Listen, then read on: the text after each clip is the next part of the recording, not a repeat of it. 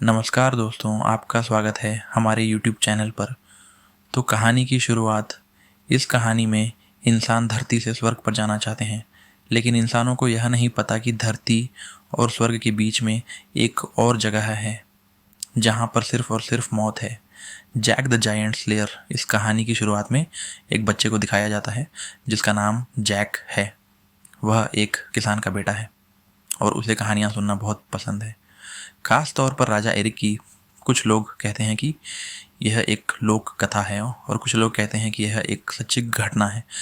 ये कहानी उस वक्त की है जब राजा एरिक इस देश के राजा थे। उनके राज में कुछ पादरियों ने जादुई बीज बनाए ताकि वह स्वर्ग जाकर देवताओं से मिल सके। और जब उन्होंने उन बीजों को धरती पर बोया तो एक विशाल पेड़ उग गया जो आसमान की गहराइयों तक जाता था। और पादरियों को लगा कि ये स्वर्ग तक जाता है। और जब वो उस पेड़ के ऊपर चढ़े तो उन्होंने देखा कि धरती और स्वर्ग के बीच में एक और जगह है जहां पर बहुत बड़े बड़े राक्षस रहते हैं। और जब राक्षसों ने इंसानों को ऊपर आते हुए देखा तो उन्हें धरती का रास्ता मिल गया और वह सब के सब धरती पर आ गए। उन्होंने धरती पर आकर तबाही मचाई। उन्हें जो अच्छा लगता हो, जो चाहते हो, सब ले जाते। और धीरे धीरे उन्होंने इंसानों को मारकर खाना भी शुरू कर दिया। और तब राजा एरिक के लोगों ने एक राक्षस को मारा। पादरियों ने उसका दिल निकालकर तंत्र मंत्र से उसका एक जादुई मुकुट बनाया। और जब उस मुकुट को पहनकर राजा एरिक राक्षसों के सामने गए तो सब ने अपने घुटने टेक दिए। राजा एरिक ने उन्हें वापस अपने देश जाने का आदेश दिया। और जब वह सब के सब ऊपर चले गए तो राजा एरिक ने उस पेड़ को कटवा दिया और उस पेड़ के जो बाकी बीज थी राजा एरिक ने हमेशा अपने पास संभाल कर रखे। और जब उनकी मृत्यु हो गई तो ताबूत में उन्हीं के साथ बीज और वो जादुई मुकुट हमेशा के लिए दफना दिया गया। यह कहानी न सिर्फ जैक को बल्कि राजकुमारी इजाबेल को भी बहुत पसंद है। उसकी माँ हमेशा उसे ये कहानी सुनाती है और वह खुद राजा एरिक के वंश की है। धीरे धीरे वक्त बीतता है और आज पूरे 10 साल बाद जैक जवान हो चुका है। वह शहर में अपनी घोड़ा गाड़ी बेचने के लिए जाता है और जब वह शहर में होता है तभी वह देखता है कि वहाँ पर राजा एरिक का प्ले चल रहा है। वह प्ले देखने के लिए अंदर चला जाता है। यहाँ पर एक और लड़की होती है और ये लड़की की कोई और नहीं बल्कि राजकुमारी एबेल होती है जो अपना भेष बदल कर यहाँ भीड़ में खड़ी है। किसी को नहीं पता कि राजकुमारी है और तभी वहाँ पर कुछ लोग राजकुमारी के साथ छेड़ाखानी करना शुरू कर देते हैं। जैक उसे बचाने के लिए जाता है। उनमें से एक आदमी जैक के मुंह पर पंच मारता है। जैक खड़ा होकर उन सबको धमकी देता है और वो सब के सब अपने घुटनों पर आ जाते हैं। जैक को लगता है कि वो लोग उससे डर गए, लेकिन पीछे राजकुमारी के लोग यानी कि शाही लोग आ गए होते हैं।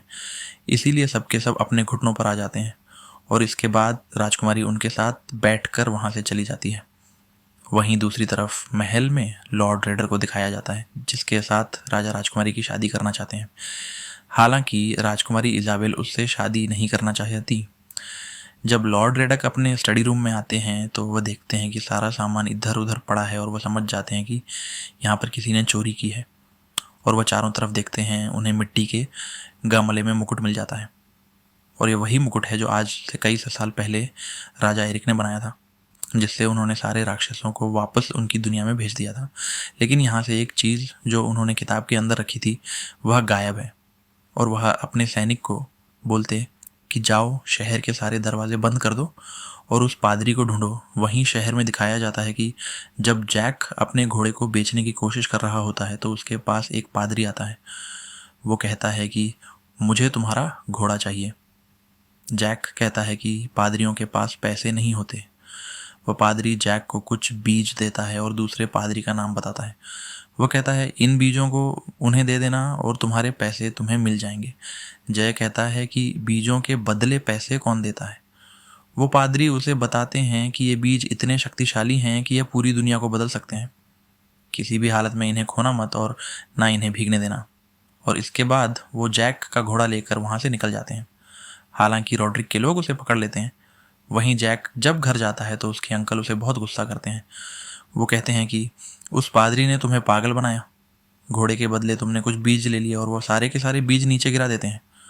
और जब जैक बीज उठा रहा होता है तो एक बीज लकड़ी के छेद से अंदर चला जाता है। जैक को यह पता नहीं चलता। उसके अंकल चले जाते हैं। रात को यहाँ पर बहुत बारिश होती है और तभी घोड़े में राजकुमारी इसी तरफ आ रही होती है। दरअसल वह अपने पिता से लड़कर महल से निकल गई होती है, क्योंकि उसके पिता उसकी शादी रोड्रिक से करवाना चाहते हैं, जबकि वो रोड्रिक से शादी नहीं करना चाहती। बारिश की वजह से वो इस लकड़ी के घर में आसरा लेने के लिए आ जाती है। जैक उसे पहचान लेता है और ये दोनों जब बातें कर रहे होते हैं तभी बारिश का पानी लकड़ी के उसी छेद के अंदर से उस बीज तक चला जाता है जो बीज जैक को पादरी ने दे थे और कहा था कि इसे पानी से बचा कर रखना। और जैसे ही उस बीज में पानी लगता है वहाँ पर पेड़ उगना शुरू हो जाता है। और क्योंकि पेड़ घर के नीचे से उगना शुरू होता है इसीलिए घर भी पेड़ के साथ ऊपर उठना शुरू हो जाता है। राजकुमारी अंदर फंस जाती है। हालांकि जैक उसे बचाने की कोशिश भी करता है, लेकिन राजकुमारी उस घर के साथ पेड़ के साथ ऊपर आसमान की गहराइयों में चली जाती है। अगली सुबह यहाँ पर राजा आते हैं और वह देखते हैं कि यहाँ पर एक ऐसा पेड़ है जो आसमान की गहराइयों में बादलों से भी ऊपर जा रहा है, जिसका कोई अंत नहीं दिख रहा। और जैक उन्हें सारी बात बता देता है। राजा अपना एक दस्ता तैयार करते हैं और कहते हैं कि जाओ मेरी बेटी को बचा कर लाओ। इस दस्ते में रोड्रिक भी जाता है। वो कहता है कि मैं अपनी मंगेतर को बचाकर उसे साबित करना चाहता हूँ कि मैं उसकी कितनी परवाह करता हूँ। जैक कहता है कि मैं भी जाना चाहता हूँ और जैक को भी इस दस्ते में शामिल कर लिया जाता है।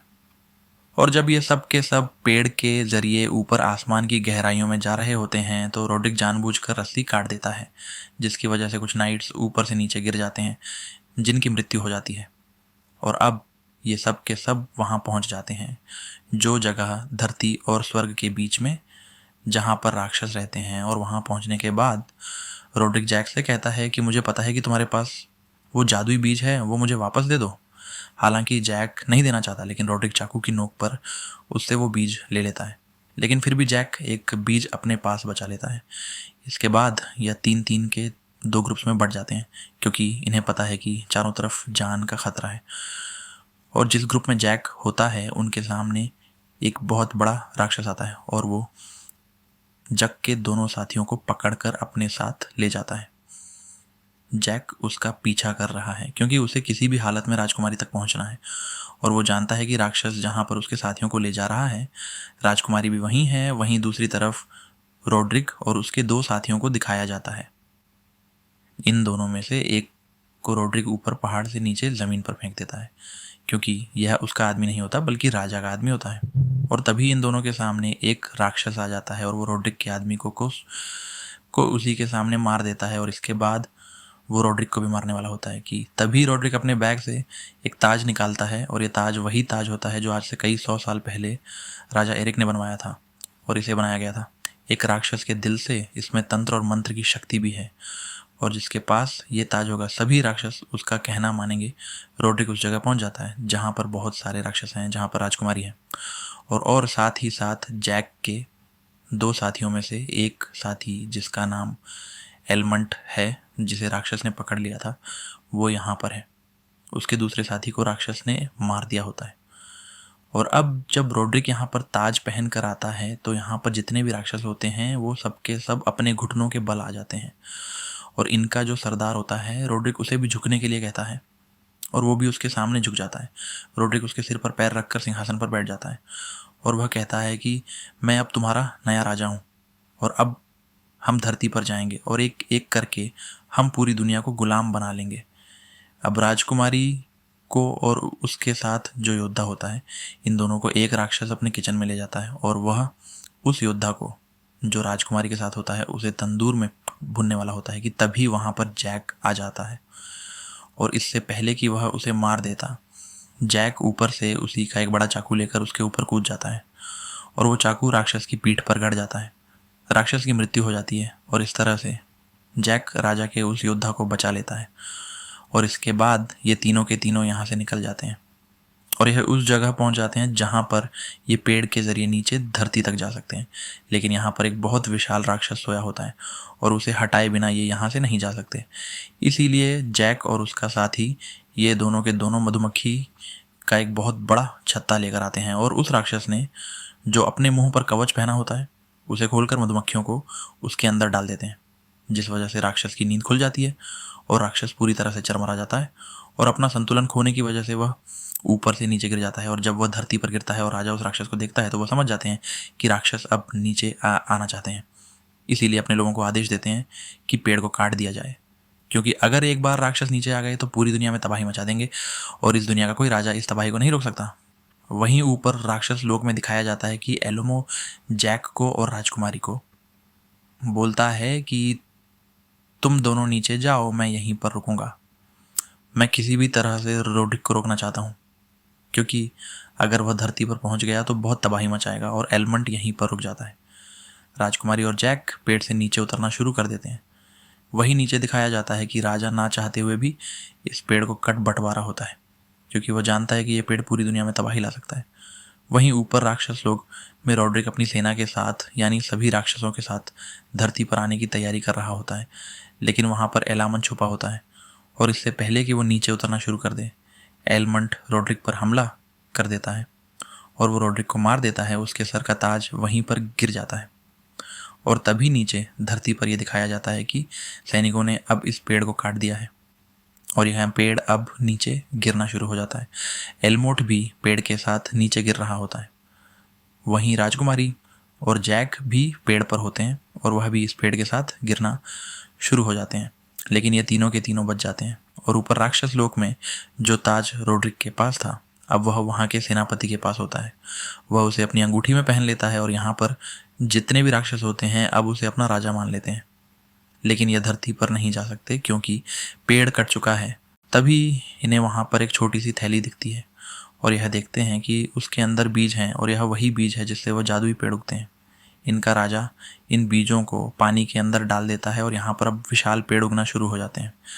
सभी राक्षस उन पेड़ों को धरती की तरफ झुका देते हैं और ये अब धरती की तरफ आना शुरू हो जाते हैं।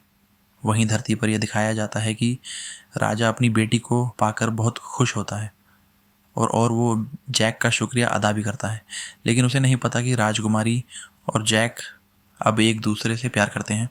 जैक भी यहाँ से राजकुमारी को अलविदा कह के चला जाता है, क्योंकि वो राजकुमारी के सामने एक आम इंसान है, वो किसान का बेटा है। और जब जैक अपने घर की तरफ जा रहा होता है तभी वो देखता है कि वो विशाल पेड़ धरती पर दोबारा से आ गए हैं और वह समझ जाता है कि वो बीज जो रॉड्रिक ने उसे छीन लिए थे, उसने उन बीजों को बो दिया और अब सभी राक्षस धरती पर आने वाले हैं।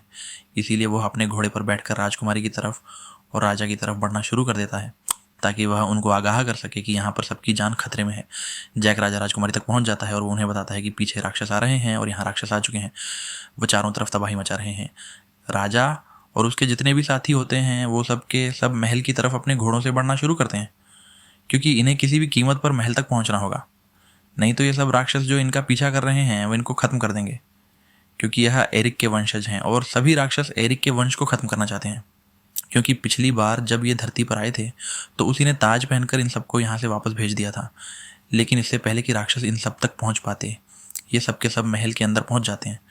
लेकिन जैक अभी भी पीछे होता है और जिस रास्ते से, जिस लकड़ी के पुल से सबके सब महल के अंदर आए, एलमोट उसे ऊपर खींचने का आदेश देता है।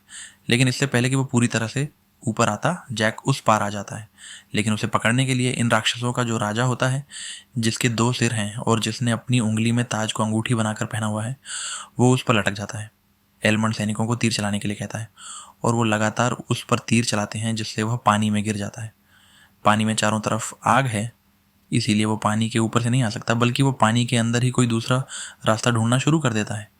यहाँ पर दरवाज़ा बंद किया जा रहा होता है, लेकिन तभी राक्षस दरवाजे पर लंगर डाल देते हैं और रस्सियों के सहारे दरवाजे को नीचे खींचना शुरू कर देते हैं। अंदर से राजा के लोग दरवाजे को अंदर की तरफ खींच रहे होते हैं और बाहर से राक्षस इसे बाहर की तरफ और साथ ही साथ वह जलते हुए पेड़ महल के अंदर फेंकना शुरू कर देते हैं। इनमें से एक राक्षस के पास गुलेल भी होती है और उस गुलेल से जब वो किसी पर निशाना लगाता है तो वह चीज़ चकनाचूर हो जाती है और राजा समझ जाता है कि इन्हें रोकना अब नामुमकिन है। वह अपनी बेटी इज़ाबेल को बोलता है कि तुम हमारी बैठक में जाओ, वहाँ पर एक खुफिया रास्ता है जो तुम्हें एक टावर तक ले जाएगा। वहाँ पर एक मशाल होगी, उस मशाल को जला देना, इससे आसपास के सभी राज्य खबरदार हो जाएंगे। और अब राजकुमारी इज़ाबेल और जैक उस मशाल को जलाने के लिए निकल पड़ते हैं और जब वह महल के अंदर से मशाल की तरफ बढ़ रहे होते हैं तभी नीचे से ज़मीन फटना शुरू हो जाती है, क्योंकि जो राक्षस पानी के अंदर गिरा था, जो सभी राक्षसों का राजा है, जिसके हाथ में अंगूठी है, यानी कि वो ताज है, वो नीचे से ऊपर आना शुरू कर देता है और वो इन दोनों पर हमला करता है। वो इन दोनों को पकड़ लेता है और जब वो जैक को खाने वाला होता है कि तभी जैक अपने गले के लॉकेट से उस आखिरी जादुई बीज को निकालता है जो उसने छुपा लिया था, जो उसने रोड्रिक को नहीं दिया था। और इससे पहले कि वह राक्षस उसे खाता, वो बीज उसके पेट के अंदर डाल देता है। और जैसे बीज उसके पेट के अंदर जाता है, उसे कुछ होना शुरू हो जाता है। वो इन दोनों को छोड़ देता है और अब उसके पेट में वो पेड़ उगना शुरू हो जाता है, जिसकी वजह से उसके शरीर के टुकड़े टुकड़े हो जाते हैं। और जैक के सामने उसका हाथ आकर गिरता है, जिसमें वही जादुई ताज है जो कि एक राक्षस के दिल से जादू तंत्र मंत्र से बनाया था।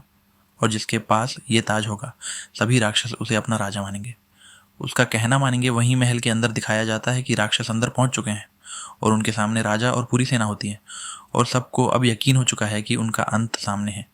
लेकिन तभी ये सब के सब अपने घुटनों पर आ जाते हैं। किसी को कुछ समझ में नहीं आता।